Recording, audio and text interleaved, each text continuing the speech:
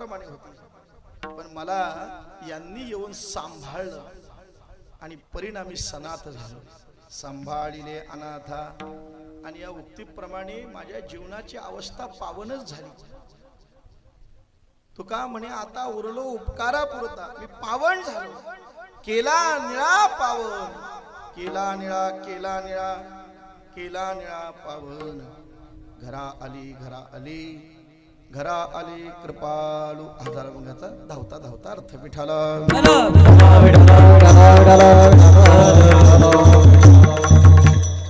निरूपणाला सुरुवात करत असताना परिहार देणे वाक्याचं कर्तव्य आहे.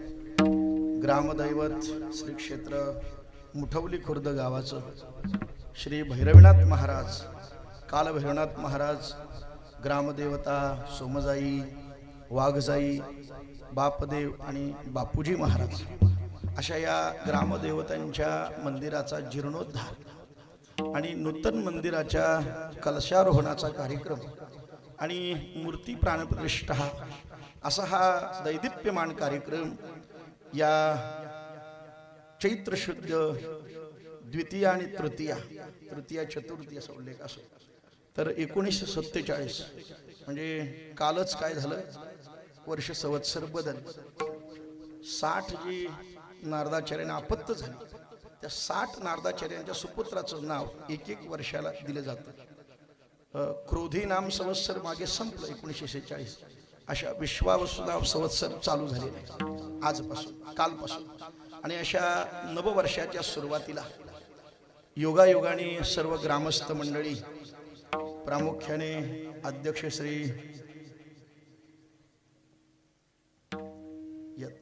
संजयजी तुपकर, उपाध्यक्ष रवींद्र शिंदे आणि सर्व ग्रामस्थ सचिव, खजिनदार, सदस्य, त्याचप्रमाणे आमचे हरिभक्तपरायण राम महाराज सावंत, ज्यांचं कार्य खूप मोठं आहे. आणि त्यांनी आमंत्रित केलं, म्हटलं महाराज असा असा कार्यक्रम आयोजित केलेला आहे, तर तुम्ही कार्यक्रमाचं निमंत्रण स्वीकारा. त्याच्यामध्ये त्यांनी अजून एक या ठिकाणी विनंती केली आणि प्रेम प्रत्वेत या ठिकाणी येणं झालं की या मंदिराच्या जीर्णोद्धाराचं पौरोहित्यही तुम्हीच करावं. जसं आमचे शंकरदादा बसते धामणसईला श्री रुक्मिणी पांडुरंगाची पहिली प्राणप्रतिष्ठा, त्याच्यानंतर श्री हनुमंतराय आणि पुन्हा रुक्मिणी पांडुरंग मंदिराची पुनर्प्राणप्रतिष्ठा असा सोहळा त्या ठिकाणी झाला. आणि मग त्यांनी पाहिलं आमच्या राम महाराजांनी वगैरे, आणि मग त्यांनी पाहिलं कीर्तनकार सुद्धा हे करू शकता. सकळासी येथे आहे अधिकार, ब्राह्मण कोण ब्रह्म जानाती ब्राह्मणा. आता जशा आपण जाती पाहिल्या, आता इंजिनियर ही जात, वकील ही जात, पूर्वीच्या कामापरत्वे जाती होत्या आणि आपण त्या जाती जातीत अडकलो.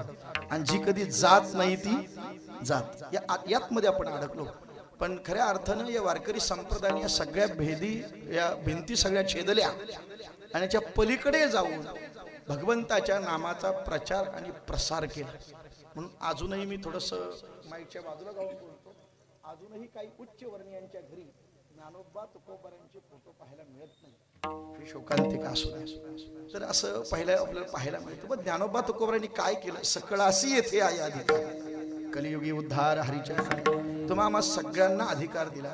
आणि मग त्यांनी विनंती केली का ही पद्मनाभ संप्रदायाची परंपरा जो 1902 पासून हे कार्य चालू आहे, तुमच्याकडे कुठलंही कार्य असेल तर ते संप्रदायाच्या शिष्यापरत्वेच हे काम केलं जातं. असो, तर तुम्ही सगळी वारकरी, म्हणजे बघा 1000 ब्राह्मण जेवायला घालणं आणि एक वारकरी जेवणं, म्हणजे 1000 ब्राह्मणांचा खर्च जवळजवळ पंक्तीचा 10-12 रुपये येईल. आणि तोच एक वारकरी 100 रुपयात जेवून जाईल. 100 रुपयात शतब्राह्मण जेवल्याचं पुण्य प्राप्त होतं. एवढी ताकद एका वारकऱ्याची आहे. विठाला विठाला पौरोहित्य तुम्हीच करावं. जवळजवळ 37 ते 38 हे मंदिर असेल माझ्या परत्वे. आणि त्यांच्या अगोदर आमच्या गुरुवारी यांच्या सानिध्यात बसवली ती बरीच अशी हा योगायोगाने हा कार्यक्रमाचा योग आला. आणि म्हटलं कीर्तनही रात्रीच तुम्हालाच करावं लागेल. आणि त्या परत्वे महाराजांच्या आग्रह खातर आणि तुमच्या सगळ्यांच्या प्रेमा परत्वे तुम्ही सगळी गोड असणारी या धामणसई पंचक्रोशीतली मंडळी, गोड अशी असणारी गुणीजन मंडळी, ज्यांची आठवण काढणं परमप्राप्त आहे. वैकुंठवासी स्वानंद सुखनिवासी ज्यांनी या पंचक्रोशीला आकार देण्याचं काम केलं, असे निकम महाराज आणि वैकुंठवासी बापू पुरुषोत्तम महाराज पाटील, त्यांना कोण ओळखत नाही असं भाग नाही. अशा म्हणून या दोन विभूतींनी आपल्या या पंचक्रोशीला आकार देण्याचं काम केलं. म्हणून असा भव्य दिव्य सत्कार सोहळा इथं आता झाला. म्हणजे इतकी लहान मुलं तिथपासून इथपर्यंत आली. आता परवा तामसोलीला सुद्धा कीर्तन अशीच मुलांनी वेशभूषा केली होती. इथे आता आपला तळवलीचा सप्ताह झाला, तिथंही तशाच प्रकाराने. म्हणून मी पाहत असतो कोकणामध्ये नाद कुणाचाच करायचा नाही, फक्त रोह्याचाच. रोहा तालुक्यामध्ये जे वैभव पाहायला मिळतं ना, ते वैभव कुठंच नाही. हे वैभव निर्माण करण्याकरता जुन्या विभूतींनी आपलं देह कष्ट विला. विठाला म्हणून मी आमच्याकडे सांगत असतो, कीर्तनकारांचा आदर काय असतो हे रोह्याला जाऊन पाहावं, म्हणजे रोहा तालुक्यात जाऊन पाहावं. कीर्तनकारांचा सन्मान काय असतं हे रोहा तालुक्यात जाऊन पाहावं. आणि कीर्तनकारांना जेवायला कसं द्यायचं हे सुद्धा विठाला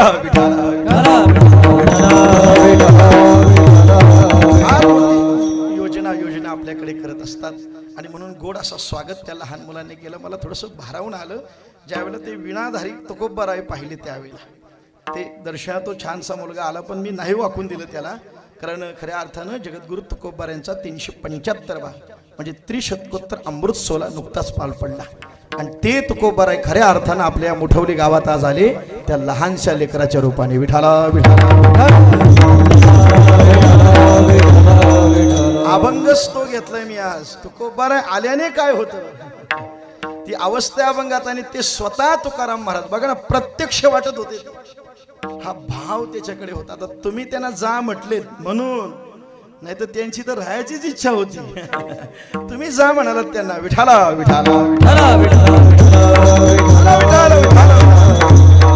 गोड नियोजन केलं, छान असं वाटलं. वासुदेव आता पाहायला मिळतच नाही. वासुदेव करीतो फेरा. हा वासुदेव फेरा करण्याकरता पूर्वी यायचा, पण हा वासुदेव काय, जगद्गुरु तुकोबाराय काय, भारतीय मराठी संस्कृती काय, हे आज लहान मुलांच्या मनावर बिंबवण्याचं कार्य आज तुम्ही शिक्षक जी काही मंडळी त्यांचा सत्कार केला त्यांनी खऱ्या अर्थानं बिंबवण्याचं काम केलेलं आहे. विठाला कमीत कमी आता इथून ती वाढत जातील तेव्हा त्यांना कळेल मी कोणतरी होतो. ते जगद्गुरु तुकोबारायांचं संत तुकाराम चित्रपट ज्यावेळेला मागे आला होता, तर ते चित्रपटात कार्य केलेलं ते त्यांचं नाव हा पागणीस, पण त्याचं पुढचं नाव काहीतरी आहे, असू दे. हा विष्णुपंत पागणीस. त्यांनी तुकोबारायांची भूमिका साकारली होती. आणि ती साकारल्यानंतर चित्रपट झाल्यानंतर त्यांनी ते वेश काढलंच नाही आणि सगळी चित्रपटसृष्टी सोडून दिली. बास आता वैराग्य जीवन जगायचं. त्यांना विचार लोकांनी असं का, त्यांनी सांगितलं तुकोबारायांची भूमिका सादर करत असताना लोकांनी जो मला सन्मान दिला ना त्याच्यातून मला वैराग्य प्राप्त झालं. नुसतं तुकोबारायांची वेशभूषा परिधान केली तर. विठाला वैराग्य. मी आता अभंगावर जास्त बोलणारच नाही. एक अभंगाचा चरण एक सोडणार आणि 3 चरण सोडणार. एक चरण सोडणार आणि 3 चरण सोडणार. तसं मी अभंग थोडासा वेगळा निवडून आलो होतो. देवे देऊळ सेविले, पण आमच्या राम महाराजांनी दुपारी म्हटलं महाराज थोडंसं देव आज आमच्या गावात आलाय, म्हणजे आज घरात मंदिरात प्रवेश त्यांनी केलेला आहे. तर त्यांनी अभंग सांगितलं देव घरा आला भक्ती सन्माने पूजेला. पण ते दुपारी सांगितल्यापासून मी तो अभंग पाठ करत होतो, पण तो या गडबडीत काय पाठच होईना. म्हटलं इथं आलो आणि गडबड झाली तर गडबड व्हायला नको, मग त्या संबंधाने कुठला अभंग आहे, तर मग हा अभंग सापडला. विठाला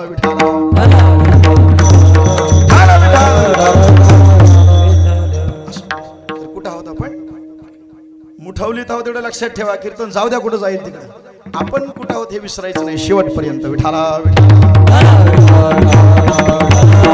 जगद्गुरु तुकोबाराय म्हणजे वैराग्य काय. त्या मुलाला मोठे मोठे होतील ना तेव्हा ते आठवणीत राहील. मी आपल्या मंदिराची स्थापना झाली ना त्यावेळेला तुकोबारायांची भूमिका सादर केली होती. मी वासुदेव बनलो होतो, मी जनाबाई, मी मुक्ताबाई बनलो होतो, मी महाराजांचं स्वागत केलं होतं. हा अभिमान त्यांच्या पुढे निर्माण होणार आहे. तुकोबाराय आणि वारकरी संप्रदाय काही सामान्य राहिलेलं नाही. आता पुरी म्हणायचं वारकरी संप्रदाय म्हणजे गरिबांचा असं नाही राहिला. तुकोबारायांचा 375वा त्रिशतकोत्तर अमृत महोत्सव देहूच्या भंडारा डोंगराच्या पायथ्याशी पूज्य छोटे माऊलींच्या नेतृत्वाखाली संपन्न झाला. त्या कार्यक्रमाला 1.5 कोटी खर्च झाला आणि जवळजवळ 5-6 कोटी रुपये जमले. जर 5-6 कोटी 7 दिवसाच्या सप्त्याला जमत असतील तर सांगा आता संप्रदाय गरिबांचा आहे का. पैशावर जाऊ नका. तुकोबारायांनी दिलेलं प्रेम जगाला आणि त्या प्रेमा परत्वे तुकोबारायांना लोकांनी भरभरून दिलं. विठाला विठाला.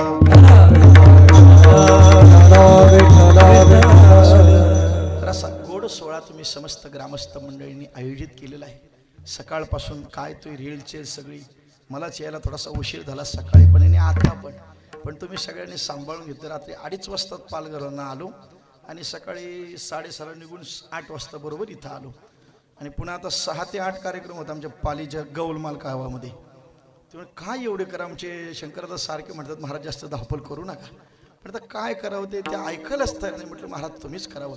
मी मुद्दामून उल्लेख करीन त्या गावात कार्यक्रम या निमित्ताने होता आणि मी म्हणून हो म्हणालो त्यांना की गेली 40 वर्ष म्हणजे आज ती मंडळी म्हातारी झाली पण त्या मंडळींनी गाव निर्व्यसनी राहावा म्हणून हा या दिवसामध्ये एक सत्यनारायणाची महापूजा करायची असा एक उपक्रम राबवला. त्या उपक्रमाला आज 40 वर्ष पूर्ण झाली पण नुसता उपक्रम चालू नाही केला, तो नुसता वास्तवात उतरला. आज त्या गावातली 99% तरुण मुलं निर्व्यसनी आहेत, चांगल्या हुद्द्यावरती आहेत, काही नोकरीला आहेत, काही व्यवसाय करतायत, घरं बक्कल बांधली तर कसली आहेत. म्हणजे हे कशाचं सामर्थ्य आहे की त्या गोष्टीला 40 तरुण मुलं आज म्हणतात यांनी आम्हाला संस्कार केले म्हणून आम्ही आज निर्व्यसनी झालोय आणि त्या परत्वे कीर्तन तुमचंच झालं पाहिजे. तुम्हाला काही करा पण तुम्ही या. मग त्यांना म्हणलं 6 ते 8 वेळ जमल. मग ते म्हणलं 6 ते 8 नाही 5 ते 7 सांगितलं तरी करू पण कीर्तन झालंच पाहिजे आणि त्या योगाने त्यांच्या आग्रह खातर झालं. इथे येण्याचा उशीर झाला असू द्या पण तुम्ही सगळी सांभाळून घेणारी मंडळी हात विठाला विठाला.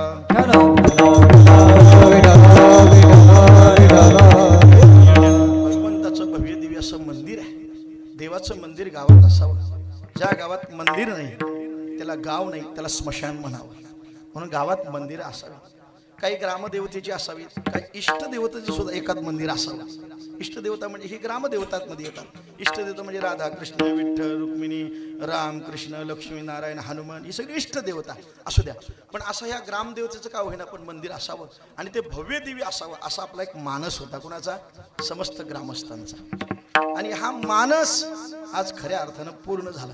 म्हटलं वर्षभर आमचे राम महाराज कॉन्टॅक्टमध्ये आहेत. महाराज आपल्याला कार्यक्रम करायचा आहे. मला तर मागे वाटलं झालाच वाटतं कार्यक्रम तो पण एवढा दिरंगाई झाली असू द्या पण वेळे परत्वे कार्य पूर्ण झालं. कारण प्रत्येकाच्या मनातली जिज्ञासा होती का हा कधी कार्य होते. मी त्यांना सांगितलं होतं 8चं टाइम मिरवणुकीचं द्या, गंगाजल दिंडीचं म्हणजे देवाच्या नगर प्रदक्षिणेचं. ते म्हणले महाराज 8चं टाइम आहे आपल्याकडे. असं असतं आमच्या स्वतःकडलं 8चं टाइम दिलं का लोक 9ला जमतात. भारतीय घड्याळ 1 तास लेट. पण त्यांनी सांगितलं महाराज 8चं टाइम नाही, माणसं 7लाच तयार आहे तिथं. तुमच्या खोटीपाई इथं थांबले, तुम्ही या का कार्यक्रम चालू. आणि खरोखर मी आलो तर माझ्या आधी सगळी तयारी झालेली होती. इतकी रेलचे सगळ्यांना आनंदच आनंद. बरं इतकी 2 तास पालखीतला आनंद घेतला. आमचे दळवी महाराजच होते गायन साथ करायला. मलाच इथं ऐकून असं वाटत होतं तिकडं जावं का काय. तर इतका गोड आनंद तुम्ही सगळ्यांनी घेतला आणि तेवढ्यात ती मिरवणूक आली. राम महाराज म्हणतायत महाराज इथं पण त्यांना आनंद घ्यायचा आहे. मी म्हणलो आता वाजलेत की 12. तेवढ्या करता त्यात म्हटलं आपण थोडासा अभिषेक करून घेऊ. इतका आनंद सगळ्यांनी घेतला. सगळे इतक्या आनंदात होते. बामण जेवलाय का नाही कुणाला पत्ता सुद्धा नाही. एवढ्या आनंदात विठाला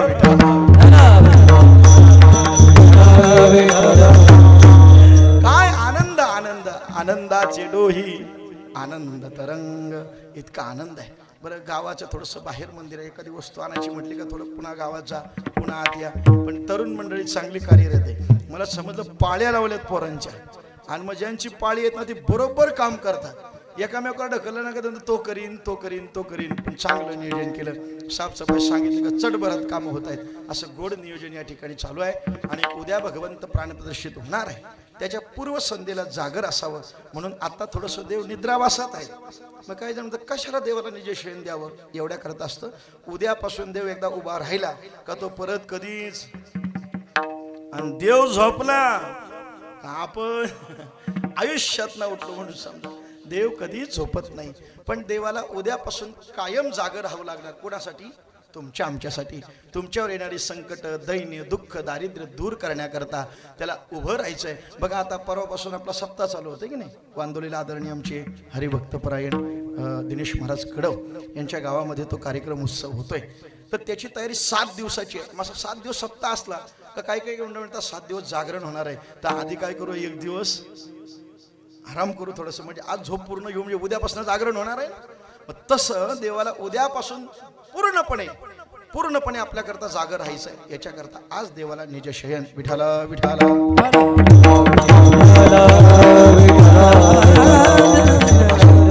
आणि असा गोड कार्यक्रमाचं आयोजन नियोजन तुम्ही सगळ्या मंडळींनी केलेलं आहात.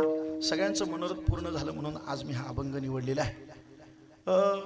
भैरवनाथ देवता ही भगवान शिवाच्या अवताराची देवता आहे. भगवान शंकराच्या अवतारामध्ये बरीच देवतात. काल भैरवनाथ ते अष्टभैरव आहे. मी आपल्या दामणशेला कीर्तनात सांगितलं भगवान शंकराला राग आला म्हणजे ब्रह्मदेव आणि नारायणामध्ये वाद लागला होता. मी मोठा की तू मोठा. मग नारायणाला पाठवलं कुठे? सप्तपातालामध्ये आणि ब्रह्मदेवाला पाठवलं 21 स्वर्गामध्ये.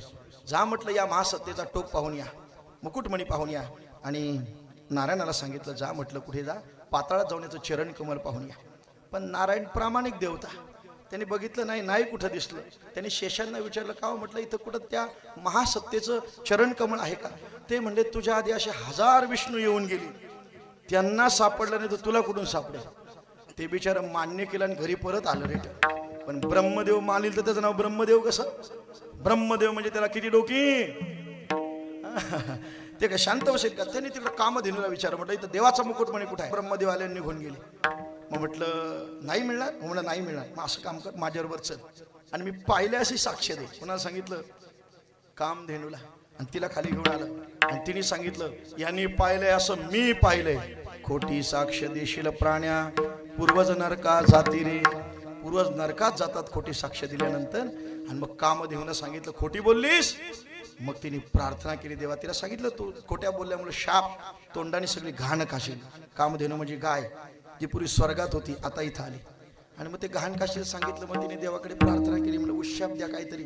मग काय उशाप द्यावा? तर मग देवाने सांगितले जरी पुढच्या भागाने घाण खाशील पण मागून मात्र पवित्र असं गोमय आणि गोमूत्र देशील.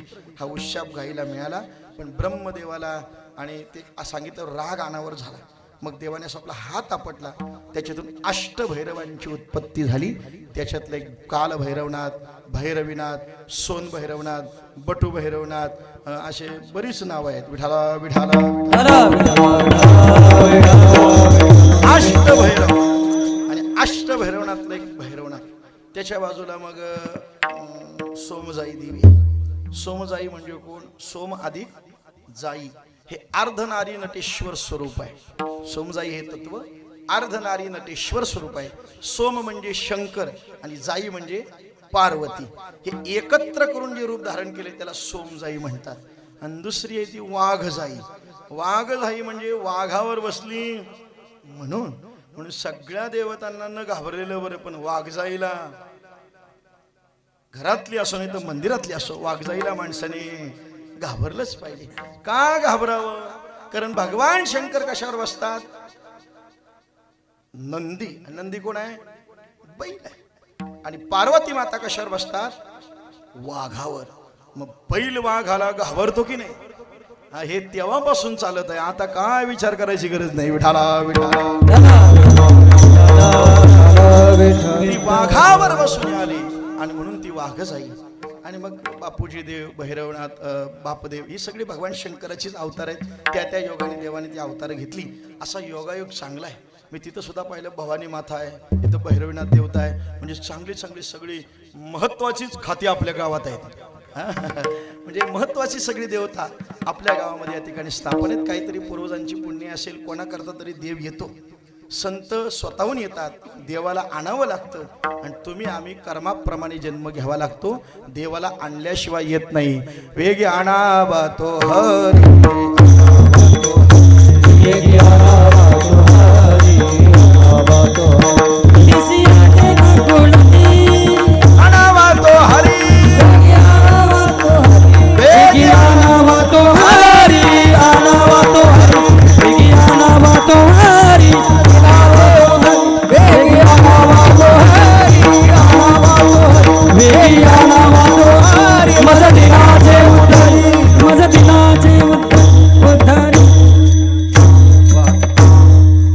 आणावा तो हरी. देवाला आणल्याशिवाय देव येत नसतो. आणि म्हणून असा या भगवंताचा हा दैदिप्यमान सोहळा. आणि या सोहळ्याकरता सगळी तालुक्यातील परत बाजूच्या तालुक्यातील सर्व दिग्गज मंडळींच्या ठिकाणी उपस्थिती आहे. आदरणीय परमश्रद्धेय आमचे दळवी महाराज ज्यांना आपण लहानपणापासून आमच्या वैतागवाडीत पाहतो आणि अनेकांना घडवण्याचं त्यांनी काम केलं. आदरणीय आमचे हरिभक्त पारायण सानप महाराज असतील, परिसरातून गोडगोड गुणीजन मंडळ या ठिकाणी उपस्थित आहेत. सर्वांच्या ठिकाणी प्रणिपात करतो आणि आता अभंगाकडे वळतो. विठाला विठाला फक्त अर्धा तास माझ्याकडे राहिलेला आहे. अर्ध्या तासात जेवढं चिंतन करता येईल तेवढं अभंगावरती बोलणार आहे. असं जगद्गुरु निळोबार आहे, जगद्गुरु तुकोबारांचे शिष्य निळोबार आहे. निळोबारांचा हा अभंग, निळोबारांची अवस्था काय. जगद्गुरु तुकोबारांनी निळोबारांनी सांगितलं होतं, मी तुम्हाला सांगितल्याशिवाय जाणार नाही. हे किती जणांना असं सांगितलं होतं. एक आपल्या कन्येला आणि संताजी जगदाळांना सांगितलं होतं, मी पहिला गेलो तर तुम्हाला सांगून जाईल आणि तुम्ही पहिले गेलात तर मला सांगितल्याशिवाय जायचं नाही. असं दोघांमध्ये ठरलं होतं. ते संताजी जगनाडी तिली आणि कन्येला भागीरथीला सांगितलं होतं, तुला सांगितल्याशिवाय, तुझं हातचं खाल्ल्याशिवाय जाणार नाही. आणि निळोबारांनी सांगितलं, तुम्हाला भेटल्याशिवाय, तुम्हाला सांगितल्याशिवाय जाणार नाही. पण तुकोबारांचा प्रयाण काळ जवळ आला. प्रयाण काली देवी विमान पाठविले, कलीच्या काला माझे अद्भुत वर्तले. मानव देह घेऊन निज धामा गेले, निळामणे सकळ संता तो शविले. जय जयाजी सद्गुरु स्वामी तुकया दातारा. पण आपल्यातलीच काही तार्किक मंडळी आहेत, ती म्हणतात तुकाराम महाराजांचा खून झाला. मी म्हणतो काय तू बघायला होता का तिथं खून झाला ते?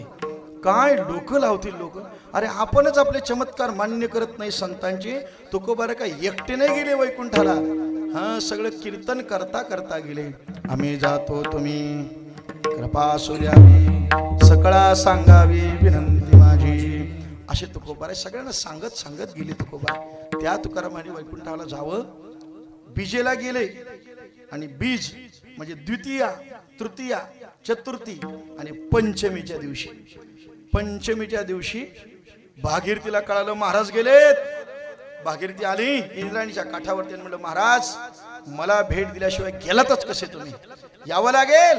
अट्टहास केला पण नाही आले. म्हणून तिने इंद्राणीच्या डोहात उडी मारावी, पण देवमाशांनी यावं तिला वाचवावं. असं 3 वेळा उडी मारली आणि 3 वेळा वाचवलं. कुणाला? भागीरथीला. आणि मग मात्र ती म्हणाली, तुम्ही मरूनही देत नाही आणि दर्शनही देत नाही, काय करावं मी? अवस्था माझी बिकट झाली. पडेले दूरदेशी मज आठवे मानसी, नको नको हा वियोग कष्ट होता ती दिवाशी. बस कधी येत आहे? महाराजांनी वैकुंठातना पुन्हा यावं, भागीरथीला दर्शन द्यावं. मग ती म्हणली, आता तसं नाही, घरी जेवल्याशिवाय जायचं नाही. ती म्हणले, तुझ्या अपेक्षा फक्त काय होती? दर्शनाची ना? नाही नाही म्हटलं, जेवणच करावं लागणार. चला म्हणलं घरी. आज तुकोबारांच्या सप्त्याला 7 कोटी रुपये जमले. पण त्या तुकोबारांच्या मुलीच्या घरी तुकाराम महाराजांना खायला द्यायला फक्त शेवया होत्या, दूध सुद्धा नव्हतं. महाराजांना घरी आणलं. काय देऊ महाराज तुम्हाला आता? पाहुणे घराशी, आजी आले ऋषिकेशी, काय करू उपचार? उपमोडकी जर्जर धरधरीत कन्या. कन्या फक्त त्याला फक्त शेवया होत्या. काय करावं महाराज? बाबा काय करू मी आता? काय नाही म्हटलं. दूध नाही का? मग विकत आण. बाबा पैसे सुद्धा नाही. तो मग काय नाही म्हटलं, जा त्या इरेश्वराचं मंदिर आहे ना, त्याच्या नंदीला उठव आणि त्याचं दूध काढून आण. कुणाचं? नंदीचं. ती म्हणली, बाबा असं कुठं असतं का? म्हटलं, दे इकडं ती कासंडी. कासंडी माहिती ना काय म्हणतात इकडे? दूध काढतात ती. आता त्या कासंड्याच गेल्या, गाईच नाही राहतं, कासंड्या कुठून राहतील? लोकांनी त्या पितळेच्या कासंड्या मोडीत दिल्या आणि स्टील आणि जर्मन घेतलं लोकांनी. काय लोक पण टाक्यापूर्वी कशाच्या असायच्या? पितळेच्या. काय हंडे सुद्धा पितळेचे, तांब्याचे. ते लोकांनी मोडीत दिलं म्हणजे चांगलं दिलं आणि रोग विकत आणले. विठाला विठाला. गावक्या पण इतक्या हुशार. पुरी गावक्याला काय असायचं? त्या तपेले असायचे ना, काय डिगी म्हणायचे आमच्याकडे, डिगे. त्यातनं भात व्हायचा. काय चव असायची होत्या भाताला. हा आता सगळं अल्युमिनियम आलंय, जर्मन. मी आता ते मागे पेन तालुक्यात देवळीला कीर्तनाला गेलो होतो. ते म्हणले, महाराज 20 का काय डिग्या उतरायला लागतात, दत्त जयंती कार्यक्रम असतो आणि सगळ्यांना पानाच्या पत्राला जेवण. म्हणलं एवढ्या वर्षांना आज इथंच बघायला मिळाल्या. म्हणजे हे आपण चांगलं देश सुटलोय आणि रोग सगळे गोळा करीत बसलोय. विठाला विठाला.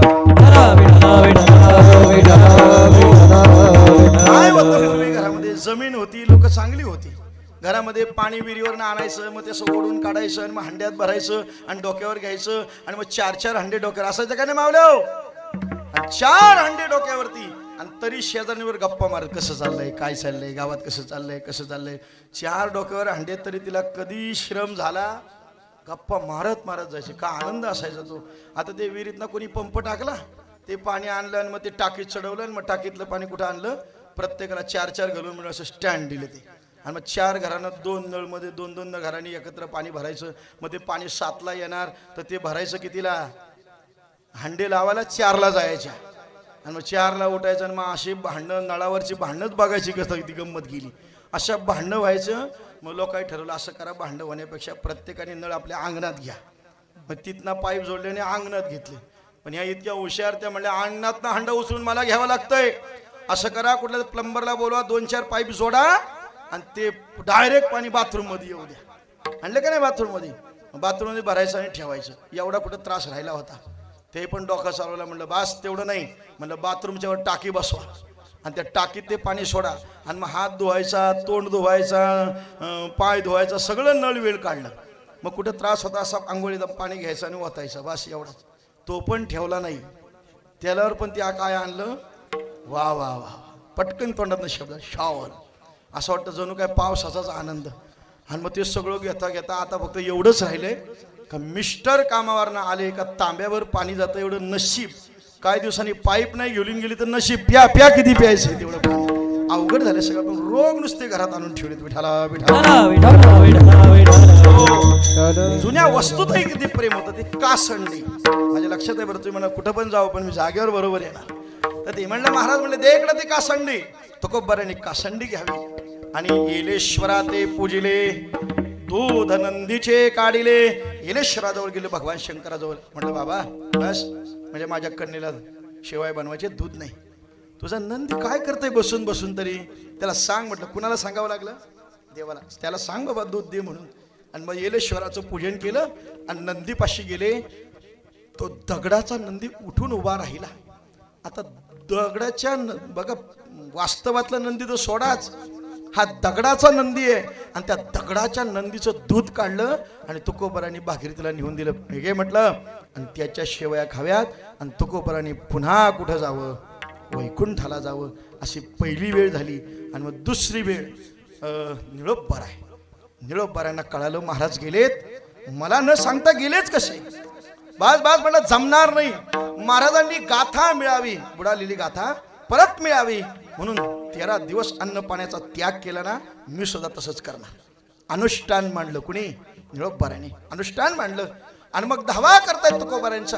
पण देवाला दया आली. अरे हे नाही खाल्लं तर मरल. आपली एकादशी दिवसभर चर पण मला धर. अवघड असते ते. तर एवढं सगळं पण अनुष्ठान मांडलं. अन्न नाही, पाणी नाही, त्याग केला. जोपर्यंत महाराज भेट देत नाही तोपर्यंत नाही. मग देवाला दया आली आणि देव आला. निरोबर आहे, मी आलोय. कोण? देव आहे मी. तुझं लागी येते बोलाविले कोणी, प्रार्थिल्या वाचोनी आलासिका. देवा अरे तुला इथं बोलवलंय कोणी? कुणाला म्हटलं? आणि आपण कुणाच्या मागे धावतोय? देवाच्या. आणि तुकोबरा निळोबारांच्या सन्मुख देव आहे. आणि निळोबारा म्हणतात तुझं लागी येथे बोलाविले कोणी. अरे कोणी बोलावलंय तुला? तुझी प्रार्थनाच केलेली नाही. मग देवाने विचारलं कोणाची प्रार्थना करतो? अरे तुकयाचा धावा करीत सो, करीत सो, तुकयाचा धावा करीत करीत सो, तुकयाचा धावा करीत सो, तुकयाचा धावा म्हणे आम्ही ओळखो देवा. म्हणे आम्ही ओळखो देवा. म्हणे आम्ही ओळखो देवा. म्हणे आम्ही ओळखो दे. तुकयाचा धावा करीत, तुकयाचा धावा करीत, तुकयाचा धावा करीत, अरे देवा निळ्याचा धावा करीसतो. त्या तुकाराम महाराजांचा धावा करतोय मी. अरे निळा म्हणे आम्ही न ओळख हो देवा. देवाला म्हणणं सोपं आहे काय? देवा तुला ओळखत नाही जा म्हटलं. मी तुकाराम महाराजांचा धावा करतो. देवाने तिथनं जावं आणि तुकाराम महाराजांना सांगावं बाबा जा परत. एकदा जाऊन आलात ना आता परत जा म्हटलं. आणि मग तुकोबाराय विमान घेऊन पुन्हा या अवनी तलावर आले आणि निळोबारांना भेट दिली आणि ते मनोरथ पूर्ण झालं. अभंगाचं पहिलं चरण पूर्ण केला, पूर्ण केला, पूर्ण केला, पूर्ण केला, पूर्ण केला, पूर्ण केला, पूर्ण केला,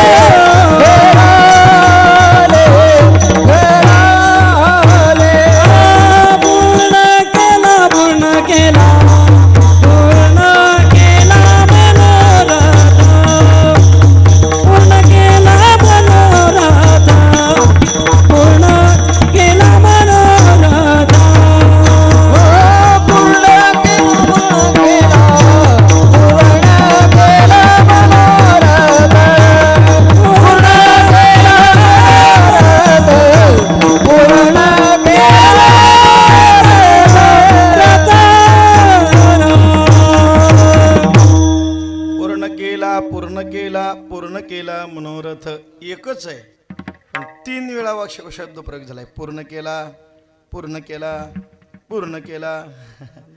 एकच आहे. पूर्ण केला, पूर्ण केला. एकच शब्द 3 वेळा कशाला म्हणायचा? म्हणजे याचा अर्थ निळोबारायांकडे शब्द संपदा नव्हती म्हणून त्यांना शब्दच आठवले नाहीत. म्हणून त्यांनी एक शब्द 3 वेळा पूर्ण केला, पूर्ण केला, पूर्ण केला. नाही नाही नाही नाही. अरे निळोबारा म्हणजे तुकोबारायांचे शिष्य आहेत. आम्हा घरी धन शब्दांची रत्ने काही कमी आहे का आमच्याकडे? पण त्याच्याकरता नाही. याला शास्त्रीय परिभाषेत विप्सा असं म्हणतात. आदरार्थी विप्सा, निश्चयार्थी विप्सा आणि परिपूर्णार्थी विप्सा. आदर आहे, निश्चय आहे, परिपूर्णता आहे. म्हणून एका शब्दाचा 3 वेळा प्रयोग. विठाला विठाला बऱ्याच ठिकाणी पाहायला मिळतं. सत्य तू, सत्य तू, सत्य तू. साधू थोर जाणा, साधू थोर जाणा, साधू थोर जाणा. त्यांना कळत नाही म्हणून नाही नाही नाही भरपूर आहे त्यांच्याकडं. पण त्यांनी सांगा पूर्ण केला, पूर्ण केला, पूर्ण केला मनोरथ. एक शब्द 3 वेळा वापरलाय. काही समजत नाही त्यांना. काय कळत नाही का? कधी कधी माणसाची आपली गडबड होते अशी. काय कळलं इथं उभं राहिलं का शब्द सुचत नाही. परत दिवशी ते आमच्या पाठशापूरला छत्रपती धर्मवीर संभाजी महाराजांचा बलिदान मास होता आणि तिथं त्यांनी व्याख्यान आयोजित केलं. पोरं इथं सांगता मला सत्कार ठेवतो. मला तिथं बोलवलं. मी गेलो आणि मग त्यांनी मला सांगितलं थोडंसं तुम्ही बोला आता काहीतरी. मग ते स्टेज होतं आणि ते असं ते काय म्हणतात त्याला बॉक्स. तो त्या बॉक्स समोर मला बोलवलं आणि मग मी तिथं गेलो ना. आणि असं लोक जवळ असतील काही 200-300 माणसं. पण तिथं गेल्यानंतर मी थोडंसं घाबरलो आतून. मी म्हणलं आपण कीर्तनाला बसल्यावर 1000 माणसं पुढं असली तरी काही वाटत नाही. पण इथं का घाबरलो? मग लक्षात आलं इथं माईक नाही, इथं फेटा नाही, इथं घोंगडी नाही, पुढं पाक वाजवाले नाहीत म्हणूनही गडबड झाली. असं असं कधी कधी गडबड होते आपली. विठाला विठाला. माणसं माईकवर पण बोलायला घाबरतात. काय काय होतील का महाराज म्हणतात तुमचा सत्कार तुम्हीच करा. म्हटलं कसं बोलणार? नाही आभार तुमचे तुम्हीच माना. अरे म्हटलं आमचा आभार कसा आम्ही मानणार? नाही नाही म्हटलं आमच्या गावात तसं कोण बोलणार नाही. म्हटलं नाही आभार मानले तरी चालतील. मग म्हटले काय करावं? म्हटलं नाही मग असं करा, गावातल्या कोणतरी महत्त्वाच्या माणसाला बोलवा आणि त्याला सांगा. मग तर गावचे अध्यक्ष इथले नाही तिकडचे, त्यांना म्हटलं बोलवा. मग त्यांना सांगितलं अध्यक्ष महाराज तुमच्या आता गावाची इज्जत तुमच्या हातात आहे, काय झालं तरी चालेल पण महाराजांचे आभार तुम्हीच मानायचे. आणि मग ते म्हटलं मी माईकवर कधी बोललेलं नाही. नाही नाही म्हटलं तुम्हीच मानायचे. आणि मग ते माईकवर आलं आणि कीर्तन झालं. आणि मग आत्ताच ह्यांनी आपल्या पुढे हे सादर केलं, ह्यांनी आपल्या पुढे हे सादर केलं. ह्यांच्यामुळे आपल्याला हे झालं. काय झालं, कुणी केलं, काही पत्त्या नाही, आठवलेच नाही ना शब्द तिथं. आणि मग ते म्हणले काय आपल्याला हे वाटलं, सगळ्यांना हे झालं, त्याच्यामुळे ह्यांच्याकडून ग्रामस्थांकडून महाराजांना भावपूर्ण श्रद्धांजली अर्पण करणे. महाराज म्हणले नाही आभार मानलं असतं तरी याचा अर्थ काय, शब्द संपदा कमी. विठाला विठाला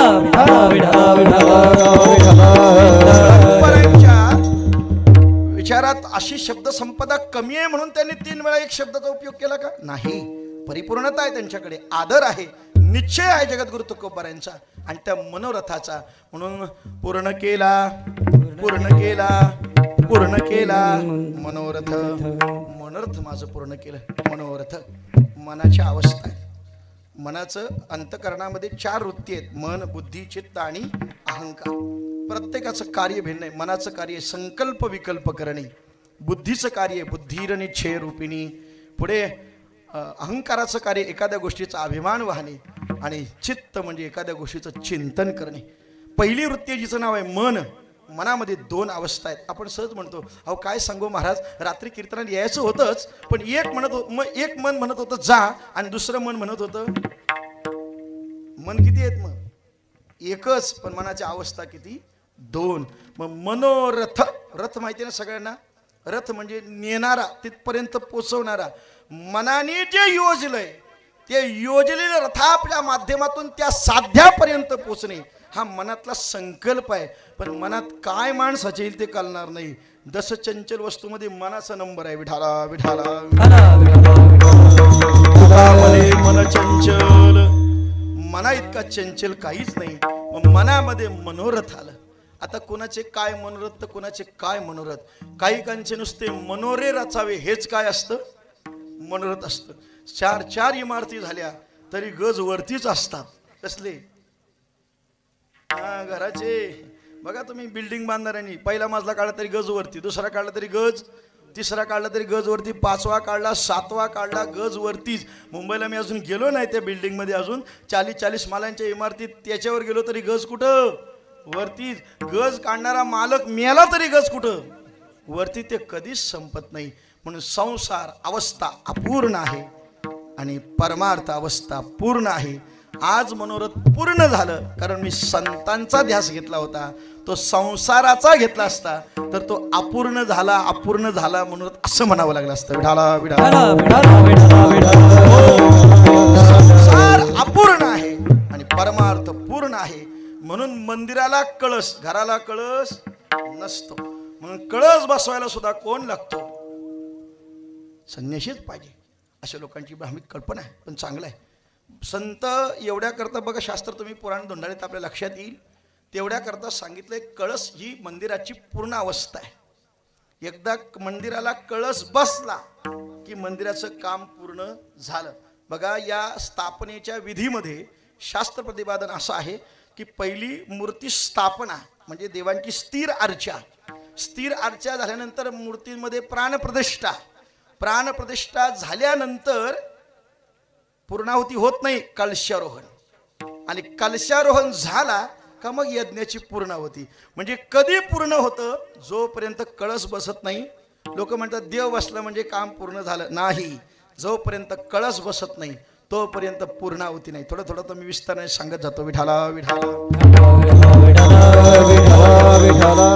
आ करा वाजायला आले. चालते ना 5-10 मिनिटं इकडे तिकडं? हा तुम्ही आ करा म्हणायचे नाही तर थोडी 5-10 मिनिटं इकडे तिकडे थोडंसं आपलं उशीरच झाला. पण मी थोडीशी पार्श्वभूमी आजच्या प्रसंगाची मांडणार आहे.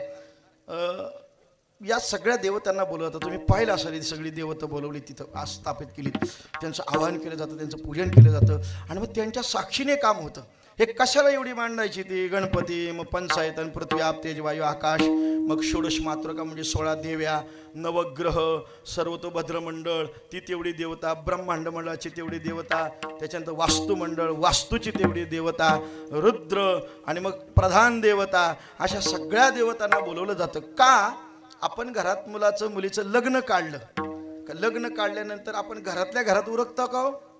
सध्या जास्त तीच पद्धत चालू झाली, असू द्या. पण ते घरातल्या घरात उरकलं तर आहेर भेटत आपण लोकांना दिलं असतं का नाही, तो भेटत नाही. म्हणून लोक मांडव बिंडव एवढं सगळं घालतात, लग्नाचा अर्धा खर्च निघतो त्याच्यात. म्हणजे 4 लोकांच्या साक्षीने झाला तर त्याला समाजात दर्जा असतो त्याला. आणि मग त्याला म्हणतात देवा ब्राह्मणांच्या साक्षीने विवाह झाला. म्हणजे कोणतरी केलं याला साक्षी असावं. याच्याकरता आपण जी उद्या मूर्ती स्थापना करणार आहोत याला साक्ष कोण? आपली परिसरातली पंचक्रोशीतली आहेतच, पण त्याच्यावर जेवढ्या जेवढ्या देवतांना बोलवलंय ती सगळी देवता त्याला वरती जाऊन साक्ष देणार. का मुठवली गावामध्ये भैरवनाथ देवाची स्थापना झाली हे तिथं जाऊन साक्ष देणार. विठाला विठाला. त्याच्यामध्ये अग्निनारायणाची साक्ष महत्वाची आहे. कारण बाकी सगळं आपण खातो, फक्त एकटा कोण खातो? अग्निनारायण. बाकी काय हो, काही लोक खातात तर काही बामण खातो, दुसरं काय आहे तिथं. फक्त देवाला जातो ते अग्नीमध्ये स्वाहा. मग त्याच्यामध्ये काही समिधा दिल्यात, काही त्याच्यामध्ये आहुत्या दिल्यात. या सगळ्या झाडांपासून वृक्षांपासून या सगळ्या बनवलेल्या आहेत. तुम्ही विचार करा, जी काही महत्त्वाची झाडं दिलेली आहेत त्यांच्या जर समिधा आणल्या तर त्या व्यवस्थित असतात, आणि इतर कुठली तरी समिधा आणली ना का डोळ्यांची आग होते नुसती. म्हणजे त्यांना तेव्हा कळत होतं कुठला आरोग्याला वृक्ष चांगला आहे. विठाला विठाला. आपले सप्त ऋषी म्हणजे आपले शास्त्रज्ञच होते. विठाला विठाला विठाला. यंदा भारतातून एक सुद्धा ग्रहण दिसणार नाही पंचांगामध्ये. म्हणजे 1946ला एक सुद्धा ग्रहण दिसलं नाही. मग त्यावेळेला पंचांगात छापायच्या वर्षभर आधीच देतात का हे ग्रहण भारतात दिसणार नाही. हे सायंटिस्ट लोक महिनाभर आधी शोधतात का हे ग्रहण भारतात दिसणार नाही. ते कुठला ग्रह किती मध्ये येणार आहे, किती मिनिटानंतर, किती सेकंदानंतर हे पंचांगात आधी देतात. म्हणजे ग्रहाच्या गती कुणाला मोजता येतात? ज्योतिषांना येतात. आणि लोक म्हणतात कसला ज्योतिषशास्त्र आलाय, ते आकाश कुठं आणि मंगल कुठं आणि तो बाधा इथं कसा करील. अरे मंगल जरी तिथं असला तरी त्याच्या गती मोजण्याचं सामर्थ्य आपल्या शास्त्रज्ञांकडे म्हणजे आपल्या ऋषीमुनींकडे आहे. विठाला विठाला. म्हणून अग्निनारायण हे महत्वाचं आहे. त्याच्यामध्ये एक सोडलेलं स्वाहा, अशा समेध आहेत, काही आहुती आहेत, ते अर्पण करायचं. आणि ते अग्निनारायण म्हणून शास्त्र असं म्हणतं देवपूजेच्या अगोदर दीप प्रज्वलित करावा. थोडंसं आता मी बाकी विषयांतर काय बोलणार तर मी अभंगावर नाही बोललो तरी तुम्हीच म्हणाल तो चालेल. नाही तर काय म्हणतात महाराज अभंग घेतला पण सोडवलाच नाही. तसं मी अभंग सोडून कधी जातच नाही. पण राम महाराजांनी सांगितलं थोडंसं कार्यक्रमाची रूपरेषा पण या माध्यमातून कळू द्या आम्हाला. आणि त्याच्याकरता तुमचं कीर्तन आम्ही आयोजित केलं की त्या माध्यमातून विस्तारपूर्वक कळेल. उद्या आम्ही सांगतोच तिथं करताना सांगतोच, पण लोक कोण ऐकत नसतात. ती नुसती मला कसा देवाला जायला भेटेल, मी कसा तिथपर्यंत पोचल, मी कसा तिथपर्यंत, एवढीच माणसाची उत्सुकता असते. सकाळी अभिषेक करतात मी सांगतोय हा अभिषेक कशाला करतात, कोण ऐकतंय. जो तो नुसता गडूच घ्यायला पळत होता न, हे कुठून मिळतंय ते कुठून मिळतंय. म्हणजे इतकी धावपळ असते. म्हणून कीर्तनात त्यांनी चांगलं राम महाराजांनी योजना केली. म्हणजे कीर्तन आम्हाला सगळं सांगा. शस्त्रधून अशा जो अभिषेक करा की देवाला शस्त्र लागलं जातं काढताना ठेवताना, त्या शस्त्राचा दोष नाहीसा होऊन तो अभिषेक असतो. विठाला विठाला.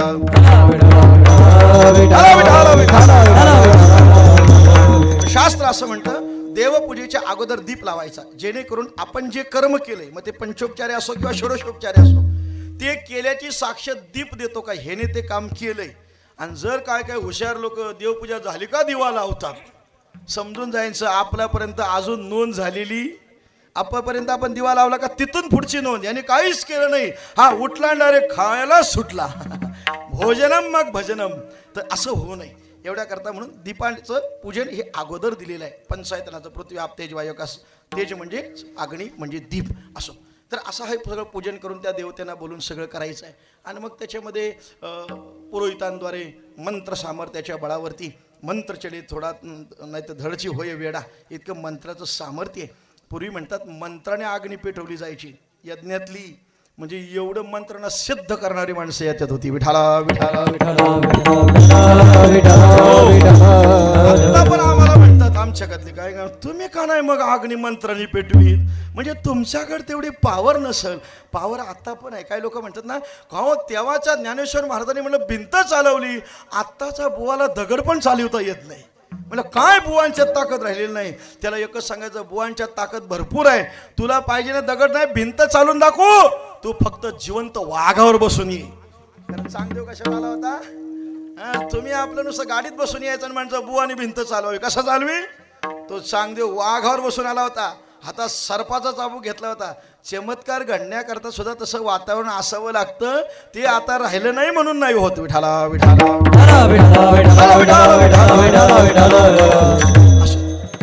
तर इतकं सामर्थ्य म्हणतात त्या वेद मंत्रोच्चाराने भगवंताची स्थापना झाली की मग शेवटचा कलशारोहण करण्याकरता माझा मुद्दा हित होता की कोण असावं? संन्यस्त व्यक्ती असावा. संन्यस्त का असावा याच्या मागे सुद्धा काही शास्त्राने गोष्टी मांडलेल्या आहेत. विठाला विठाला महंत विवेकानंद शास्त्रींच्या हस्ते उद्याचा कलशारोहण सोहळा आहे. तर चांगली गोष्ट आहे. एक संन्यस्ताच्या जीवनातून कलशारोहण करावं असं शास्त्र म्हणतं की ज्याच्या हस्ते कलशारोहण होतं त्याच्या रक्ताचा वंश वाढत नाही असं कुठेतरी वाचण्यात गेले, ऐकण्यात गेले. पण त्याच्या मागची अशी भूमिका काही जणांनी ऐकलं का मला म्हणतात मग महाराज सगळेच काही कळस बसवायला वर येत नाहीत, मग ते फक्त पूजा करून देतात आणि मग कळस आम्हीच जाऊन बसवतो आणि तुम्ही तर म्हणताय. अशी बरीच भेटतात आम्हाला. आता आम्ही पण बरंच बसवलं मग तिथं तुम्ही फक्त हात लावून देता आणि मग तिथं आमचीच पोरा जाऊन बसवतात. म्हणजे चाललंय काय तुमचं? मग त्यांना सांगायचं असं काही नसतंय. महत्वाचं काय आहे? कलशारोहण ज्याच्या हस्ते दिलेलं आहे ना तो तिथं उपस्थित असणे आणि त्याच्या हस्ते पूजन होणे आणि मग ते कोणी जाऊन बसवणे तरी ते चालतं. पण त्यांना जमलं तर ठीक आहे. आपला कलश छोटा आहे पण काय काय ठिकाणी 55, 50, 70 फुटाची कलश कसं काय बाबा वर जायचा? बरं याच्या मागचं अजून एक कारण आहे की पुण्यवान माणसाच्या हातातून देवाची स्थापना व्हावी. ज्याने कधी त्या ठिकाणी पाप केलं नसावं अशाच्या हातून बसावी. पण पाप शेवटी काय असू दे तो विषय फार वेगळा आहे. पण इतकं असावं की जो संसाराच्या तापातून मुक्त आहे त्याच्या तरी हातून भगवंताच्या कळसाची स्थापना व्हावी. मग संसाराच्या तापातून मग याचा अर्थ एकच संन्यस्त जीवन. संसाराचा ताप कोणाला? संन्यासाला का ग्रस्ताला? ग्रस्ताला. संसाराच्या तापे तापलो मी देवा करिता या सेवा कुटुंबाची. अशा संसाराच्या तापाने किती बरं तापलेली दिसावी. तो मागं 2 वर्षापूर्वी ती बातमी आली होती की शनी शिंगणापूरच्या चौथऱ्यावर महिलांना प्रवेश.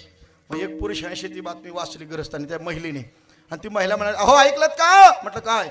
हे बघ म्हटलं शनी शिंगणापूरच्या चौथऱ्यावरती महिलांना प्रवेश जाहीर. आतापासून महिलावर चौथऱ्यावर जाणार. तो तिथनं हलूच म्हणतो चष्मा पुसत पुसत त्या शनीला पण कळलं आता 7:30 काय असते ती. विठाला विठाला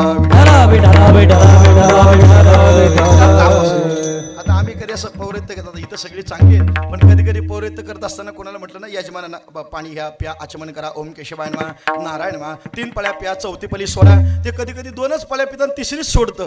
मग त्याला काही कळत नाही. मग ही बाजूला तुम्हाला कळत नाही का काय सांगते ते ती सावध करते. म्हणजे त्या एवढ्या हुशार असतात. ते असं बऱ्याच ठिकाणी पाहायला मिळतं. असं जोरात धक्का देतात. मग हे काय आहे? संसाराचं ताप.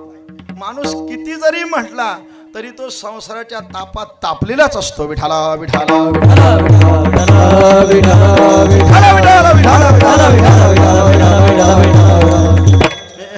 परत ताम सगळ्या सांगितलं फक्त 2 मिनिटात सांगतो आणि कीर्तन संपवतो. किती मला ताप सांगायचा संसार असू देता जास्त वेळ होतोय. तर हा संसाराच्या तापात सगळी तापलेली आहे. त्या तापातून जो मुक्त आहे त्याच्या हातून देवाची परिपूर्णता व्हावी म्हणून कलशारोहण संन्यस्त माणसाकडूनच व्हावं. आणि त्याच्या अजून एक मागची भूमिका अशी आहे काय काय वेळेला 50-70 फुटाचे कळस असतात आणि तिथं जर एखाद्या वेळेला तो संन्यस्त माणूस कळस बसवायला गेला आणि यदा कदाचित जर खाली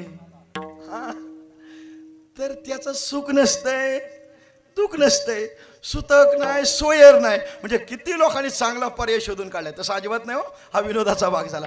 म्हणजे हाही त्याच्या मागचं एक शोकशास्त्र सांगितलंय की समजा एखादा गावात राहिला तर त्याचं सुतक सुयर गावाला होऊ शकतं, पण ब्रह्मचारी असेल, संन्यस्त असेल तर त्याचं सुख दुःख कोणाला नसतं, कारण तो सगळं पिंडदान करूनच आलेला असतो. या न्यायाने ते सुख दुःख कोणाला होऊ नये, कारण 50-50 फुटाचे कळस असतात.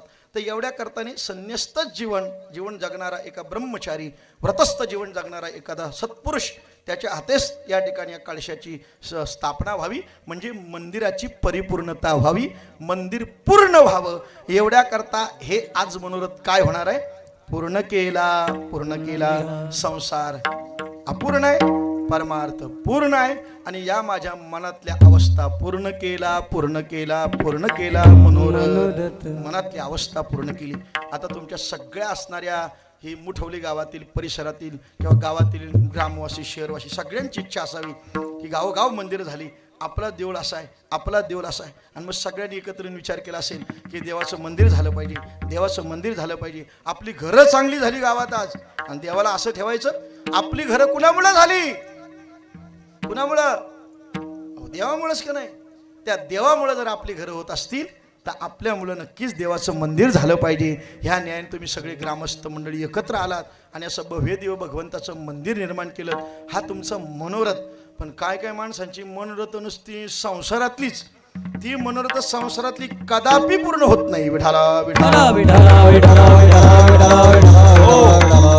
त्या मनोरथाला भगवंताचे अधिष्ठान पाहिजे. समर्थ म्हणतात तिथं जर भगवंताचं अधिष्ठान असेल ना तर ते मनोरथ नक्की पूर्ण होतं.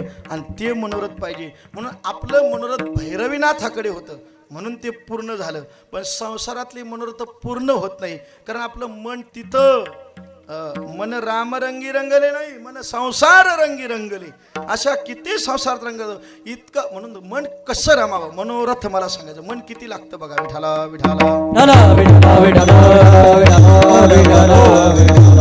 थोडे मनाची अवस्था सांगतो मी. तुम्ही बरीच सगळी नेहमी कीर्तन ऐकणारी म्हणजे कधीतरी ऐकलं असाल. मनाची अवस्था काय, मनोरथ सांगताना मनाची अवस्था सांगते कशी आपली व्यवहारातली आणि परमार्थातली असते बघा. तुम्ही समजा टीव्ही समोर बसलाय. कशासमोर टीव्ही समोर. आता कुठं आहोत, आता महाराजांच्या समोर आहात. पण अशी कल्पना करा मध्ये आपण टीव्ही समोर बसलो आणि टीव्हीवरती भारत पाकिस्तानची मॅच आहे. कुठली भारत पाकिस्तान आणि वर्ल्ड कपची मॅच आहे. आणि त्या वर्ल्ड कपच्या मॅचमध्ये शेवटची म्हणजे फायनल मॅच. आणि त्या फायनल मॅच बघायला आपण टीव्ही समोर बसलो. परिणाम असा झाला, टॉस कुणी उडवायचं, मग ते पाकिस्तानने जिंकलं आणि पाकिस्तानने बॅटिंग घेतली. आणि मग करता करता पाकिस्तानी समजावं सगळं. कुठं होतं आपण, टीव्ही समोर. हां बरोबर. कुणाची मॅच आहे, भारत पाकिस्तान. आणि पाकिस्तानने टॉस जिंकलं आणि मग त्यांनी करता बॅटिंग करता 280 रन काढले. पाकडे तेवढे कधी काढत नाहीत, पण दृष्टांतात काढले म्हणून समजा. तसे 280 रन काढले. मग आता किती राहील आपल्याला, किती काढायचे आहेत आता, 281 रन काढायचे. मग आपले भारताचे सगळे खेळाडू गेले. आता थोडंसं माझं क्रिकेटमधलं आज्ञा नाही, कारण मी खेळलोच नाही. पण मी आमच्या महाराजांकडनं कधी कधी विचारून घेतोय कसं आहे काय आहे ते. तर तुमचं थोडंसं काय ते गडबड होईल तर तुम्ही समजून घ्या तेवढी. 281 रन काढायचे. करता भारताने बॅटिंग करता 270 रन काढले, 271 रन काढले. मग आता किती काढायचे आपल्याला, 10 रन. आणि शेवटची 1 ओव्हर शिल्लक आहे, म्हणजे बॉल आहेत 6 आणि रन काढायचे 10. मग आता बॅटिंगला कोणाला पाठवायचं. मग ते म्हणजे सगळे हार्दिक पांड्याला पाठवा. मग तो हार्दिक पांड्या बॅटिंगला पाठवला. आणि तो हार्दिक पांड्या आला आणि तो बॅटिंग करायला. आणि मग त्यांचा बॉलिंग करायला तो शहीद आफ्रिदी, त्याचं नाव शाहिद आफ्रिदी आहे, आपण त्याला शहीद आफ्रिदी म्हणायचं.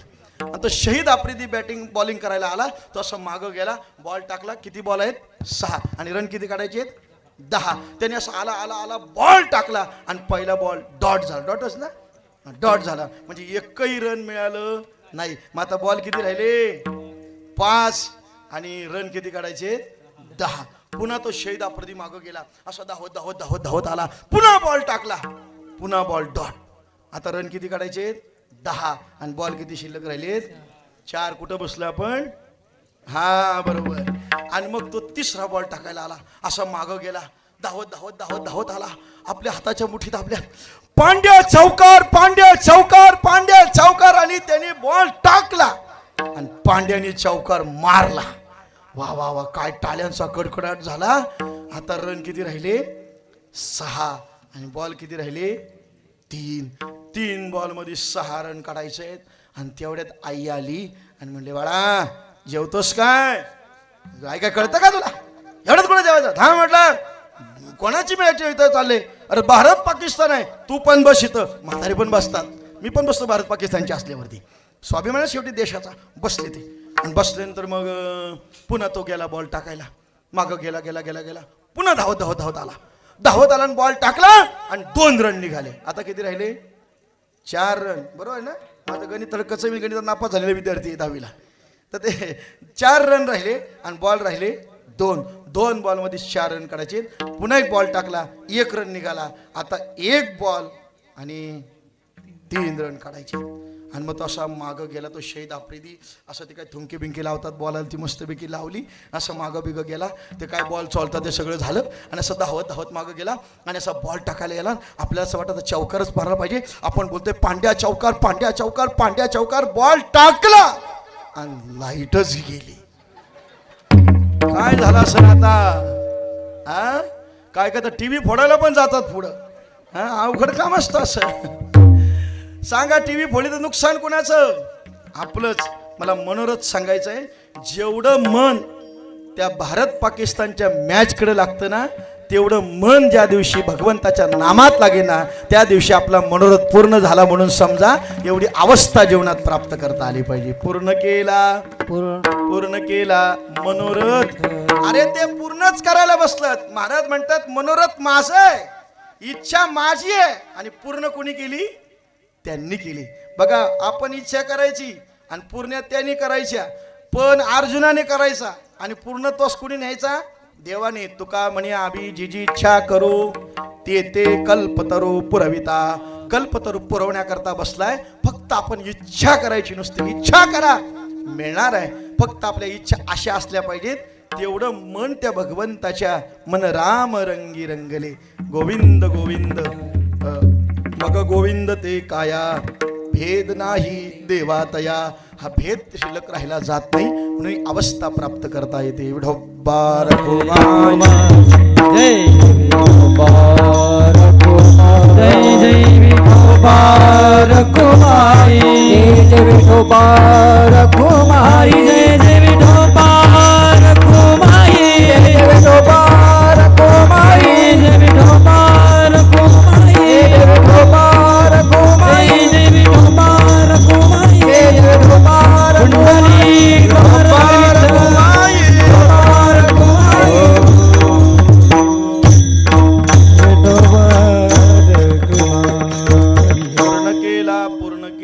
पूर्ण केला मनोरथ. घरा आले कृपाळू. या समस्त ग्रामस्थांनी मनातली इच्छा करावी, तीव्र इच्छा झाली होती देवाचं मंदिर व्हावं, आणि ते मनोरथ आज पूर्ण झालं. काय झालं? देव घरा आले कृपाळू. घर म्हणजे आपलं गावच घर आहे, आणि या गावामध्ये भगवंताचा प्रागट्य झालेलं आहे. आणि घरा आले कृपाळू. ते कृपा करणारा देव आहे. तुका म्हणे, हा तव कृपेचा सागर, नामासाठी पार पाववीन. नामचिंतन केलं तर पार होतं. पण निळोपरांचा अर्थ वेगळा आहे. तुकाराम महाराज माझ्या घरी आले. सांभाळिले अनाथा. तुम्ही आम्ही सगळे अनाथ. कोण आहे अनाथाचा नाथ? जनार्दन. माये जगन्नाथ, बाप जगन्नाथ, अनाथाचा नाथ जनार्दन. आपण म्हणतो ही सगळी आपली आपली आपली, कोण कुणाचं नसतंय. सगळा हा व्यर्थ संसार आहे. पण अशा या संसारात, व्यस्त संसारात, व्यर्थ संसारात गुंतण्यापेक्षा त्या देवाचं व्हा कधीतरी, सनाथ व्हाल. म्हणून सांभाळिले अनाथा. केला निळा पावन. काय काय असं वाटतं निळा ध्वज पावन केला का काय? तसं नसतंय ते. केला निळा पावन म्हणजे सगळे रंग एकच आहे. अवघा रंग एक झाला, रंगी रंगला श्रीरंग. अवघा रंग एक झाला. देवा देवाचा एकच रंग आहे, आपण रंग सगळे वाटून घेतले. असं केला निळा म्हणजे काय? निळोब्बार आहे स्वतः. निळोब्बार म्हणतात मला त्यांनी पावन केलं, परिपूर्ण अवस्थेला नेऊन ठेवलं. केला निळा, केला निळा, केला निळा पावन. घराले घराले घराले कृपाळू, कृपाळू माझ्या घरी आले. असा आनंद उत्सव, हा आनंद उत्सव आज आपल्या गावामध्ये होतोय. असा परिपूर्णतेचा सोहळा आपल्या गावामध्ये होतोय. छान अर्थानं मंदिर निर्माण करत असताना छत्रपती शिवाजी महाराज आणि पांडुरंग परमात्म्याची अशी सुंदर तसबीर समोर केलेली आहे. म्हणजे देवस्थान जरी भैरवनाथाचं असलं तरी तिथं पांडुरंग सुद्धा आहेत आणि महाराष्ट्राचं जगाचं आराध्य छत्रपती शिवाजी महाराज सुद्धा आहेत. विठाला विठाला. 2च मिनिटं मी घेतो. तुमच्या सगळ्यांचे चेहरे मला वाचता येत आहेत. जे इथं बसली, जी बाल्कनीत बसली, सगळ्यांचं चेहरे दिसत आहेत मला. तुमच्याकडे बघून असं वाटतंय 4 वाजेपर्यंत कीर्तन केलं तरी तिकडेच म्हणताय. आपण इथनं कीर्तनात पण तसंच तिकडे जाऊ, लगेच चालू करायला कार्यक्रम असं. तर 1-2च मिनिटं फक्त घेतो. गोड असा सोहळा आपण सगळी मंडळी करताय. नुकताच धर्मवीर छत्रपती संभाजी महाराजांचा बलिदान मास झाला. खऱ्या अर्थानं या विषयावर आता कीर्तनकारांनी 2 मिनिटं तरी बोललंच पाहिजे. एवढ्या करता बोलतोय. आता आम्ही तुळापूरला गेलो होतो 8-10 दिवसापूर्वी. तर त्या माऊलीला एक विचारलं, म्हटलं माऊली एवढी गर्दी रोज असते का? ती म्हटली महाराज आत्ता गर्दी आली. मग कधीपासून? म्हटलं ज्या वेळेला छावा चित्रपट निर्माण झाला ना तेव्हापासून म्हटलं ही गर्दी वाढली. म्हणजे आत्तापर्यंत आपल्या मराठ्यांना शंभू महाराजांचा विसरच पडला होता, तो चित्रपटातून जागा झाला. मग आपल्या पुढं चित्रपट कुठलं दाखवलं? शोले आणि सैराट. मग सगळी सैराट बघून सगळी सैराट झाली. पण आता खऱ्या अर्थानं ते चित्रपट पाहिलं ना सगळं रक्त सळसळतं, रडायला इथं शेवटला. काय त्याग आहे माझा शंभू महाराजांचा, काय त्याग आहे. अरे झाली नसती ती अटक, पण आपलेच काहीतरी फितूर झाले म्हणून ते झालं. पण आपल्या माणसाला आपण मोठं केलं पाहिजे. पण काय काय सत्यकर्मा व्हावे सायाने घातलिया भय नरका जावं म्हणून अशी बरीच असतात. मुंगीला एकदा पंख फुटले का समजून जायचं मुंगीचं आयुष्य काय संपलं. मुंगीला पंख फुटले का समजून, मुंगी तेवढ्या पुरतं उड्या मारणार का पंख फुटले समजायचं आयुष्य संपलं. मी मुंगीचं सांगते तुम्ही काय डोक्यात आणू नका बाकी काय. म्हणून आयुष्य तिथपर्यंत असे आपलेच फितूर होतात. आणि परिणामी शंभू महाराजांना अटक झाली. आणि मग काय त्याचा आनंद त्यांनी पणच केला होता. त्यांना अटक केल्याशिवाय मी पगडी घालणारच नाही, हा मुकुट घालणार नाही. दुसरं पण होतं धर्मांतर करीन, पण एकच त्याला शक्य झालं, दुसरं केलंच नाही. आणि होऊच शकत नाही. खरंच सांगा कोण बरं जिंकला? कारण ज्या वेळेला त्याने औरंगजेबाने पकडलं ना असं गुडघ्यावर टेकला आणि हे अल्लाह असं म्हणत असताना शंभू महाराजांनी कवी काळशांना विचारलं काय वाटतंय तुम्हाला या अवस्थेत? त्यांनी सांगितलं अरे खऱ्या अर्थानं तुम्ही जिंकलात, तुम्हीच विजयी आहात. कारण विजयी असणारा उभा असतो आणि हरलेला गुडघ्यावरती असतो. गुडघ्यावर असणारा औरंग्य आहे आणि तो हरलेला आहे. ही अवस्था होती तिथली. त्याला सहन झालं नाही, हाल हाल करून मारले. हो काय केलं? नख काढली, चांबडी सोळून काढली. असे तप्त असणाऱ्या सळया धर्मवीर शंभू महाराजांच्या डोळ्यात गुपसण्याकरता आलाय तो हपशी. काय वाटलं कवी काळशांना? अरे ज्या डोळ्यांनी सह्याद्री पाहिली, ज्या डोळ्यांनी हा स्वराज्याचा इतिहास पाहिला, स्वराज्य घडताना ज्यांनी पाहिलं, त्या डोळ्यामध्ये आज सळ्या जात आहेत. तापलेल्या लोखंडाच्या सळ्या बसल्या, डोळे रक्ताने लाल बुंद झाले, सर आवाज झाला, पण तोंडात ना एक शब्द, एक जगदंब जगदंब. त्याला असं वाटलं यांच्या तोंडून किंचाळी येईल, नाही किंचाळी आली. अरे म्हटलं काय आहे? कान कापून काढा. हपशी आला आणि कान कापावेत. कवी कलश विचार करतायत ज्या कानांनी जिजाऊंचे संस्कार ऐकले, ज्या कानांनी छत्रपतींचे संस्कार ऐकले, विचार ऐकले, ते कान आज राहणार नाहीत. कानही छेदन केलं. जगदंब जगदंब. डोक्याची केस उपटून काढावीत, शरीराची कातडी सोडून काढावीत. अशा अवस्थेत मिठाचं गरम पाणी करून शरीरावरती ओतावं. काय वेदना असतील नुसतं आपण कल्पना केलं तरी आपलं मन भरून येतंय. विचार करा काय अवस्था असेल माझ्या शंभू राजांची. परिणामी शेवटला सांगितलं जीवेने जगदंब म्हणतायत ना, ही जीभ कापून टाका. औरंग्याने वट हुकूम काढला आणि मग जीभ कापण्याकरता आलाय. राजांनी असं तोंड बंद करून घेतलंय. अरे शरीरात त्राण राहिलेलं नाही, रक्त बंबाल शरीर आहे. कानातनं रक्त, डोळ्यातनं रक्त. अशा अवस्थेत तोंड बंद केलंय. तो जबडा उपडण्याचा प्रयत्न करतोय, पण काही केलं हापशीला ते उघडेना. अरे सोपं आहे का एका छाव्याचं जबडा उघडणं? अरे वाघाच्या जबड्यात घालून हात मोजती दात ही जात मराठ्याची. अरे सामान्य आहे का तो जबडा? काही करता आलं नाही त्याला. शेवटी त्याने युक्ती काढली, नाक दाबलं शंभू महाराजांचं. तेव्हा तोंड उघडलं, जीभ बाहेर काढली. जीभ सुद्धा त्या ठिकाणी काढून काढावी. काय अवस्था झाली असेल. या सगळ्यामध्ये सोबती होते ना ते कवी कलश. आज कितीतरी मित्र जवळ येतात, पटलं नाही तर दूर जातात, पण मित्रत्वाचं काय नातं आहे हे कृष्ण सुदाम्यानंतर धर्मवीर शंभू महाराज आणि कवी कलश यांच्यातच पाहायला मिळतं. बस हे पाहायलाच मिळत नाही. मित्र वणव्यामध्ये घारव्यासारखा दुःख अडवायला उंबऱ्यासारखा मित्र वणव्यामध्ये घारव्यासारखा. वनवा होता पेटलेला तिथं, पण त्यात कवी कळशांचे शब्द आणि त्या कविता आहेत ना त्या राजांना स्फूर्ती देत होत्या. शेवटला शरीराचे तुकडे तुकडे केले आणि ते भीमा भामा इंद्राणीच्या पात्रामध्ये सोडून दिले आणि तिथे आपल्या मंडळाने शंभू महाराजांची समाधी बांधली. पण लक्षात घ्या, अरे त्या औरंग्याचं थडगा उपटायची वेळ आलेली आहे, पण छत्रपती धर्मवीर संभाजी महाराजांची एक नाही तर दोन समाधी स्थळ आहेत. एक वडू बुद्रुकला आणि दुसरं तुळापूरला. अरे कोणाच्या एक समाध्या सुद्धा नाही राजांच्या, पण माझ्या धर्मवीर शंभू महाराजांच्या दोनच. हा एवढा त्याग कशासाठी हो? त्यांना सांगत होते सगळं तुम्ही घ्या, हे सगळं तुमचंच, फक्त धर्मांतर करा, हे सगळं तुमचंच राहील. पण राजांनी नाही शिकायला. काय करत हो? गेले असतं, झालं असतं, त्यांना शरण गेले असते, धर्मांतर केलं असतं, जमलं असतं, काय जिवंत पण अवस्था तर मिळाली असते ना जगण्याची, जगणं प्राप्त झालं असतं, पण नाही झालं. का तर माझा मराठा हा पुढे हा आज जो प्रसंग घडणारा इतिहास होणार आहे. आणि जर मी असं केलं तर मराठ्यांच्या इतिहासात नोंद होईल का इथं सुद्धा छत्रपती शिवाजी महाराजांचा एक छावा औरंग्यापुढे झुकला आणि धर्मांतर केलं. हा कुठेतरी मेसेज जाऊ नये. अरे मी हिंदू म्हणून जन्माला आलो आणि मरताना हिंदू म्हणूनच मरणार, हा संदेश माझ्या पुढच्या पिढीला जावा म्हणून धर्मवीर शंभू महाराजांनी एवढा मोठा त्याग केला. अरे तुमच्या आमच्या करता सगळा त्याग आहे. आणि असे त्यागाचं प्रतीक असणारं शंभू महाराज छत्रपती शिवाजी महाराज यांचा जय जयकार होणं महत्त्वाचं आहे.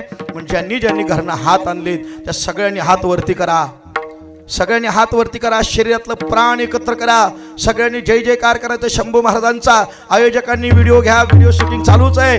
जोर जोरात म्हणायचं मी शिवाजी महाराज की म्हटलं तुम्ही जय म्हणायचं, धर्मवीर संभाजी महाराज की जय म्हणायचं, हर हर महादेव म्हणायचं, सगळ्यांनी जय जयकार करायचं आहे.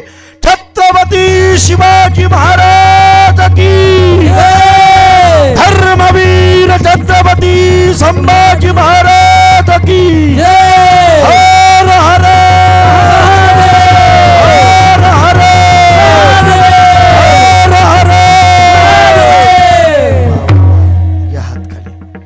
रक्त सळसळतं की नाही, ही मराठ्याची ताकद आहे. दिल्लीचे ही तख्त राखितो महाराष्ट्र माझा असो. असं गोड या ठिकाणी कार्यक्रमाचं आयोजन नियोजन जेवढ्या ओघात बोलता आला तेवढा बोलण्याचा प्रयत्न केला. या ठिकाणी करविली तैशी केली कटकट वाकुडे का नीट देव जाणे. बोलण्याच्या ओघात एखादा अपशब्द गेला असेल तुमच्या अवतार अंतकरणात क्षमा करा. जेवढं काही चांगलं आहे गुरुवर्य शिवानंद स्वामी, गुरुवर्य संप्रदाय भारती जनार्दन स्वामी वाडीकर बाप्पांचं समजावं चांगलं ते माझ्या सद्गुरूंचं आहे. गोड मृदंगाची साथ माझ्यावाले आमचे लक्ष्मण महाराज सुतार आणि हरिभक्तपर आमचे गणेश महाराज सानप यांनी गोड अशी या ठिकाणी मृदंगाची साथ केलेली आहे. ही अशी जिल्ह्यातील सगळी नामवंत या ठिकाणी मंडळी आहेत. आज काही कमी नाही. एक काल असा होता रायगडचा का कलाकार मिळत नव्हते. आता एक काळ असा रायगडचा आहे का इतर जिल्ह्याला कलाकार पोरं एवढे कलाकार आज रायगड जिल्ह्यामध्ये काही कमी ठेवलं रायगडला. हे खऱ्या अर्थाने त्या पूर्वजांची आपल्यावर असणारी कृपा आहे. आणि म्हणून अशी चांगली लौकिक प्राप्त अशी मंडळी घडत आहेत. दोन्हीकडे जणांनी उत्तम अशी गोड मृदंगाची साथ केली.